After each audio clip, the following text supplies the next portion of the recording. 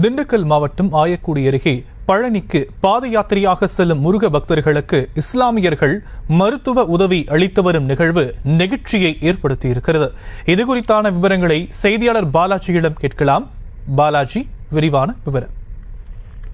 வணக்கம் ஷாம். பழனியில் முருக பக்தர்களுக்கு இஸ்லாமியர்கள் மருத்துவ உதவி மற்றும் மத நல்லிணக்கத்தை வலியுறுத்தி மருத்துவ சேவை வழங்கப்பட்ட சம்பவம் நிகழ்ச்சியை ஏற்படுத்தியுள்ளது. திண்டுக்கல் மாவட்டம் பழனியில் தைப்பூச திருவிழா கடந்த 5ஆம் தேதி துவங்கி நடைபெற்று வருகிறது. முக்கிய நிகழ்வான முத்துக்குமாரசாமி வள்ளி தேவியான திருக்கல்யாணம் நாளையும் திரு தேரோட்டம் நாளை மறுநாளும் நடைபெற உள்ளது. இதன் காரணமாக தமிழகம் முழுவதிலிருந்து பாத யாத்திரையாக முருக பக்தர்கள் வந்த வண்ணம் உள்ளனர்.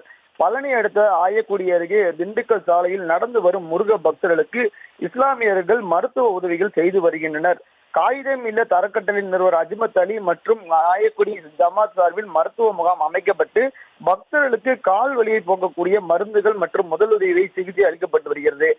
இஸ்லாமியர்கள் நெடுந்தூரம் முருக பக்தர்கள் நெடுந்தூரம் நடந்து வருவதை அடுத்து இஸ்லாமியர்கள் முருக பக்தர்களுக்கு கால்களில் மருந்துகளை தடவிவிட்டு சேவைகளை செய்து வருகின்றனர். மத நல்லிணக்கத்தை வலியுறுத்தும் வகையில் இந்துக்கள் இஸ்லாமியர்கள் ஒற்றுமையாக பறைசாற்றும் வகையில் மருத்துவ முகாம் அமைத்து கடந்த 3 ஆண்டுகளாக நடத்தி வருகின்றனர்.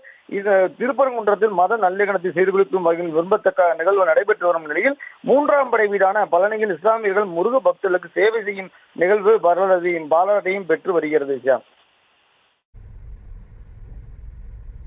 தற்போதைய விவரங்களுக்கு நன்றி பாலாஜி.